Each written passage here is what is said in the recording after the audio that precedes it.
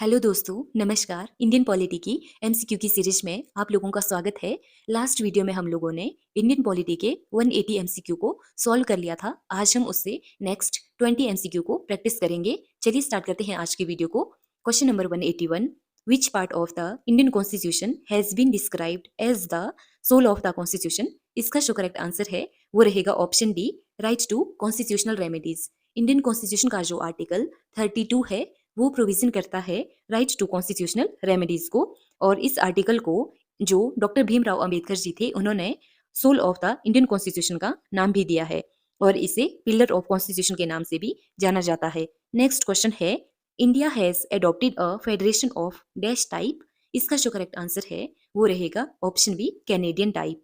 Next question है question number 183, which article of the Indian constitution provides for the uniform civil code. इसका जो correct answer है वो रहेगा option B, article 44। Indian constitution का जो आर्टिकल 44 है वो प्रोविजन करता है यूनिफॉर्म सिविल कोड का, जिसका मतलब होता है कि हमारे भारत में जितने भी प्रकार के रिलीजन है, हिंदू, मुस्लिम, सिख, ईसाई, पारसी, उन सभी के लिए एक पर्सनल लॉ को लागू किया जाएगा, क्योंकि प्रेजेंट टाइम में सभी के अपने अपने लॉज हैं। नेक्स्ट क्वेश्चन है, which article of the Indian constitution provides for the financial provision. इसका जो करेक्ट आंसर है वो रहेगा option C, article 360। Indian constitution का जो आर्टिकल 360 है वो प्रोविजन करता है फाइनेंशियल इमरजेंसी का, और जो कॉन्स्टिट्यूशन का आर्टिकल 352 है ये रिलेटेड है नेशनल इमरजेंसी से, एक्सटर्नल एग्रेशन और armed rebellion in any part of country के टाइम में नेशनल इमरजेंसी को लागू किया जा सकता है। और जो इंडियन कॉन्स्टिट्यूशन का आर्टिकल 356 है वो रिलेटेड है प्रेसिडेंट के रूल से, इसको कॉन्स्टिट्यूशनल इमरजेंसी के नाम से भी जाना जाता है। और जो इंडियन कॉन्स्टिट्यूशन का आर्टिकल 361 है ये रिलेटेड है protection of president and governors. Next question है, in which schedule of the Indian constitution provides of panchayats are stated, powers of panchayats are stated. इसका जो करेक्ट आंसर है वो रहेगा option D, 11 schedule. Indian constitution का जो 11 स्केड्यूल है जिसको 73rd कॉन्स्टिट्यूशनल अमेंडमेंट के द्वारा 1992-93 में ऐड किया गया था, ये रिलेटेड है पंचायतों से। जो इंडियन कॉन्स्टिट्यूशन का 8th स्केड्यूल है वो रिलेटेड है 22 लैंग्वेजेस से, और जो 9th स्केड्यूल है जिसको फर्स्ट अमेंडमेंट के द्वारा 1957 में ऐड किया गया था, ये रिलेटेड है land tax, railway industry, land tenure से। और जो 10th स्केड्यूल है वो रिलेटेड है जो दल बदल अधिनियम से, एंटी डिफेक्शन लॉ से, इसको 52 कॉन्स्टिट्यूशनल अमेंडमेंट के द्वारा 1985 में ऐड कर दिया गया था। नेक्स्ट क्वेश्चन है, which of the following articles of the Indian constitution deals with citizenship in India. इसका जो करेक्ट आंसर है वो रहेगा option C, article 5 to 11। Indian constitution का जो पार्ट 2 है उसमें आर्टिकल 5 से लेके 11 तक सारे आर्टिकल्स इंक्लूड होते हैं, ये रिलेटेड है सिटीजनशिप से। इंडियन कॉन्स्टिट्यूशन का जो आर्टिकल 5 है वो प्रोविजन करता है कि जब कॉन्स्टिट्यूशन को लागू किया गया था तो उस समय की सिटीजनशिप से। और जो इंडियन कॉन्स्टिट्यूशन का आर्टिकल 6 है वो रिलेटेड है पाकिस्तान से भारत को जो लोग माइग्रेट हुए हैं उनकी सिटीजनशिप से। और जो इंडियन कॉन्स्टिट्यूशन का आर्टिकल 7 है वो रिलेटेड है पाकिस्तान को जो भारत से माइग्रेट हुए हैं लोग उनकी सिटीजनशिप से। और जो इंडियन कॉन्स्टिट्यूशन का आर्टिकल 8 है ये रिलेटेड है भारत के जो बाहर लोग रहते हैं उन्होंने उन व्यक्तियों की सिटीजनशिप से। और जो इंडियन कॉन्स्टिट्यूशन का आर्टिकल 9 है वो प्रोविजन करता है कि जिन्होंने किसी दूसरी कंट्री की सिटीजनशिप को अपनी इच्छा के अनुसार अडॉप्ट कर लिया हो। नेक्स्ट जो आर्टिकल 10 है वो रिलेटेड है नागरिकता के जो राइट्स हैं, सिटीजनशिप के जो राइट्स हैं उनका बना रहना। और जो इंडियन कॉन्स्टिट्यूशन का आर्टिकल 11 है वो प्रोविजन करता है कि पार्लियामेंट सिटीजनशिप से रिलेटेड जो लॉज हैं वो बना सकती है। नेक्स्ट क्वेश्चन है, under which article the parliament provides financial assistance to states. इसका जो करेक्ट आंसर है वो रहेगा ऑप्शन सी, 275 आर्टिकल के अकॉर्डिंग जो पार्लियामेंट है वो फाइनेंशियल असिस्टेंस प्रोवाइड करवाती है स्टेट्स को। और जो इंडियन कॉन्स्टिट्यूशन का आर्टिकल 273 है वो प्रोविजन करता है जो एक्सपोर्ट ड्यूटी जूट और जूट के प्रोडक्ट्स पर। जो इंडियन कॉन्स्टिट्यूशन का आर्टिकल 274 है वो क्या प्रोविजन करता है, mention prior recommendation of president required to bills affecting taxation in which states are interested. जो इंडियन कॉन्स्टिट्यूशन का आर्टिकल 276 है is about taxes on professions, trades, callings and employments. Next question है, which of the following schedules deals with the division of powers between union and states. इसका जो correct answer है वो रहेगा option C 7 schedules. Indian constitution का जो 7 schedules है वो बात करता है जो पावर्स हैं वो डिवाइड होती हैं स्टेट्स एंड यूनियन के बीच में। इसमें 3 लिस्ट होती हैं, यूनियन लिस्ट, स्टेट लिस्ट और कनकरेंट लिस्ट। जो इंडियन कॉन्स्टिट्यूशन का 6 स्केड्यूल्स है वो प्रोविजन करता है कुछ स्टेट्स के लिए स्पेशल प्रोविजन की, असम, मेघालय, त्रिपुरा, मिजोरम। नेक्स्ट क्वेश्चन है, नेक्स्ट जो फोर्थ स्केड्यूल्स है वो रिलेटेड है allocation of seats in Rajya Sabha.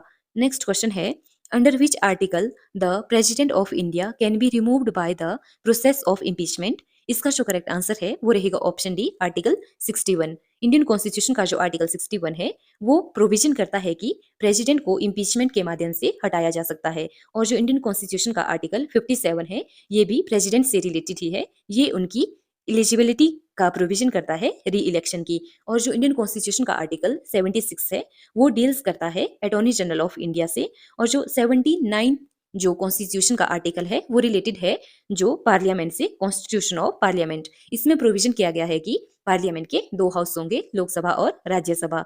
Next question है, under which of the constitutional provision the supreme court of India extend advice to the president of India. इसका जो correct answer है वो रहेगा option C, article 142।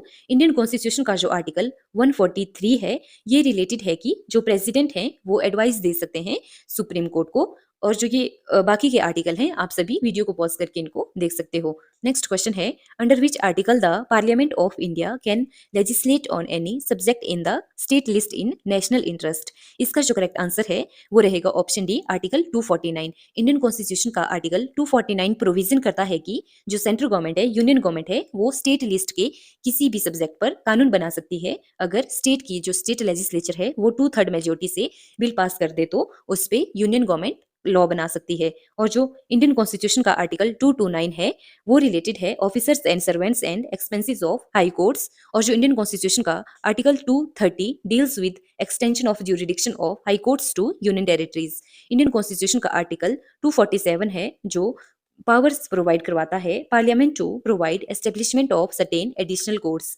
Next question है, under which article the parliament of India में constitute administrative tribunal. इसका जो correct answer है वो रहेगा ऑप्शन ए, आर्टिकल 323 ए। जो इंडियन कॉन्स्टिट्यूशन का आर्टिकल 324 है वो रिलेटेड है इलेक्शन कमीशन से। और जो इंडियन कॉन्स्टिट्यूशन का आर्टिकल 325 है वो प्रोविजन करता है कि रिलीजन, रेस, कास्ट और सेक्स के बेसिस पे किसी के साथ भी कोई भेदभाव नहीं किया जा सकता। नेक्स्ट क्वेश्चन है, which article of Indian Constitution is related with the protection of the interest of the minorities। इसका जो करेक्ट आंसर है वो रहेगा option B, article 29। Indian constitution का जो 29 है वो माइनॉरिटीज के इंटरेस्ट से रिलेटेड है। और जो आर्टिकल 17 है वो रिलेटेड है अनटचेबिलिटी से, अस्पृश्यता की समाप्ति पर ये बल देता है। नेक्स्ट जो आर्टिकल 30 है ये रिलेटेड है जो एजुकेशनल इंस्टीट्यूट है उनको एस्टेब्लिश करने की। और जो इंडियन कॉन्स्टिट्यूशन का आर्टिकल 31 है ये प्रोविजन करता है जो राइट टू प्रॉपर्टी का जो राइट था उसको जो फंडामेंटल राइट से रिमूव करके कानूनी अधिकार बना दिया गया है और उसको इंडियन कॉन्स्टिट्यूशन के आर्टिकल 300 ए में रखा गया है। नेक्स्ट क्वेश्चन है, question number 194। Which of the following schedules of Indian Constitution is related with the allotment of seats in Rajya Sabha? इसका जो करेक्ट आंसर है वो रहेगा option B, fourth schedules. Indian constitution का जो फोर्थ स्केड्यूल्स है वो राज्यसभा में सीट्स के एलोकेशन का प्रोविजन करता है। नेक्स्ट क्वेश्चन है, the provision for constitution of legislatures in states is enshrine in which article of the Indian constitution. इसका जो करेक्ट आंसर है वो रहेगा option A, article 168।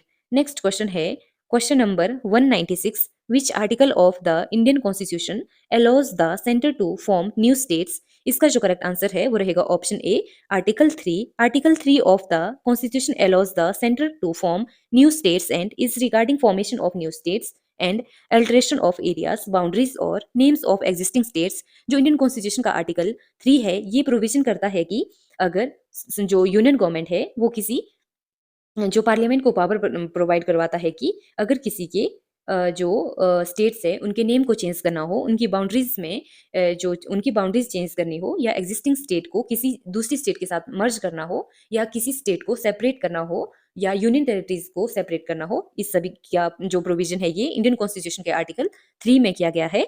Article 4 deals with laws made under article 2 and 3 to provide amendment of the first and fourth schedule, right to citizenship of जो certain person who have migrated to India from Pakistan is mentioned in Article Indian constitution का जो article 6 है वो provision करता है कि पाकिस्तान से भारत को जो लोग माइग्रेट हुए हैं उनके सिटीजनशिप की। और जो इंडियन कॉन्स्टिट्यूशन का आर्टिकल 5 है वो रिलेटेड है जो जब कॉन्स्टिट्यूशन को लागू किया गया था उस टाइम पे जो सिटीजनशिप थी। नेक्स्ट क्वेश्चन है, in case of emergency in the country who among the following can suspend the fundamental rights. इसका जो करेक्ट आंसर है वो रहेगा option C, president. Indian constitution के जो आर्टिकल 20 और 21 है इन दोनों को छोड़ के प्रेसिडेंट इमरजेंसी के टाइम पे जो हमारे फंडामेंटल राइट्स हैं इनको सस्पेंड कर सकते हैं।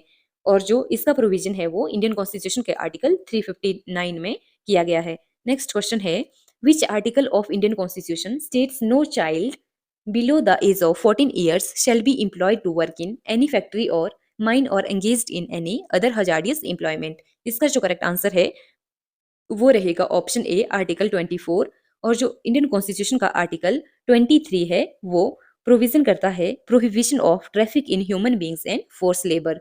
नेक्स्ट क्वेश्चन है, article 19 of the Indian constitution includes which of the following right. इसका जो करेक्ट आंसर है वो रहेगा option C, right to freedom of speech and expression. और जो इंडियन कॉन्स्टिट्यूशन का आर्टिकल 32 है वो प्रोविजन करता है कॉन्स्टिट्यूशनल रेमेडीज का। और जो राइट अगेंस्ट एक्सप्लॉयटेशन है ये रिलेटेड है आर्टिकल 23। और जो इंडियन कॉन्स्टिट्यूशन का आर्टिकल 25 है वो प्रोविजन करता है right to freedom of religion का। नेक्स्ट क्वेश्चन है, question number 200, fundamental rights in the Indian constitution have been taken from. इसका जो करेक्ट आंसर है वो रहेगा ऑप्शन बी, यूएसए कॉन्स्टिट्यूशन से। इसके एक्सप्लेनेशन में देखते हैं कि यूएसए के कॉन्स्टिट्यूशन से हम लोगों ने क्या क्या चीजें अडॉप्ट करी हैं फंडामेंटल राइट्स के अलावा। इसमें हम लोगों ने और क्या अडॉप्ट किया है, independence of judiciary, judicial review, impeachment of the president article 61, removal of supreme court and high court जजेस, पोस्ट ऑफ वाइस प्रेसिडेंट। ये थे आज के टॉप 20 एमसीक्यूज। आई होप ये एमसीक्यू आपके आने वाले एग्जाम के लिए डेफिनेट